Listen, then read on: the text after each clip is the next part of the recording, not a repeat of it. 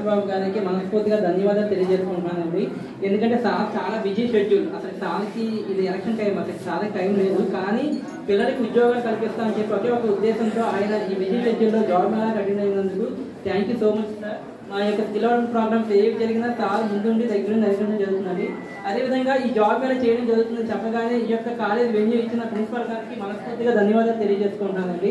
So అదేవిధంగా ఈ యొక్క జాబ్ మేళాకి సంబంధించి ముఖ్య అతిథిగా చేసిన మన నెహ్రూ యువ కేంద్రం డిస్ట్రిక్ట్ కోఆర్డినేటర్ ఉజ్వల గారికి కూడా ధన్యవాదాలు తెలియజేసుకుంటున్నానండి. మనకి ఇప్పటికీ మండ్యం జిల్లా ఏర్పడిన 2 years అవుతుంది. 2 years మనం ఇప్పటికీ 19 జాబ్ మేళాలు చేయడం జరిగింది. ఇది 20వ జాబ్ మేళా అండి. ఇప్పటి వరకు మనం 2315 మంది ఉద్యోగాలు కల్పించడం జరిగింది. ఓన్లీ జాబ్ మేళాలే కాకుండా మనకి స్కిల్ హబ్లు కూడా ట్రైనింగ్ ఇవ్వడం జరుగుతుంది. మనకి సీఎం గారి యొక్క సూచన మేరకు ప్రతి అసెంబ్లీ కాన్స్టిట్యుయెన్సీలో ఒక స్కిల్ హబ్ ఏర్పాటు చేయడం జరిగిందండి. మనకి మండ్యం జిల్లాలో 4 స్కిల్ హబ్లు ఉన్నాయి. సాలూరులో ఒకటి, గుమ్మలక్ష్మీపురంలో ఒకటి, పాలకొండలో ఒకటి, అదేవిధంగా పాతకొండ లోకల్లో ఒకటి. ఈ స్కిల్ హబ్ ద్వారా కూడా మన పిల్లలకి 3 months ట్రైనింగ్ ఇచ్చి వాళ్ళకి కంపెనీలో ప్లే చేయడం జరుగుతుందండి.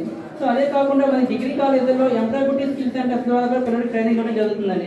ఈ విధంగా స్కిల్ డెవలప్మెంట్ ద్వారా మనకి మండ్యం జిల్లాలో ఉన్న అన్ఎంప్లాయ్ యూత్కి వివిధ రంగాల్లో శిక్షణ ఇచ్చి వాళ్ళకి శిక్షణ పూర్తవగానే ఉద్యోగాలు కూడా కల్పించడం జరుగుతుందండి. ఇవంతా కూడా మన యొక్క ఆనపూడి సీఎం గారి యొక్క ఆదేశాల మేరకు చేయడం జరుగుతుందండి. అదేవిధంగా ఇలా జాబ్ మేళాలు ముందు ఇంకెందుకు చేసి మండ్యం జిల్లాలో ఉన్న అన్ఎంప్లాయ్ యూత్కి ఉద్యోగాలు కల్పించడం మా బాధ్యతగా, మా అదృష్టంగా భావిస్తూ సెలవు తీసుకున్నాను. Thank you so much.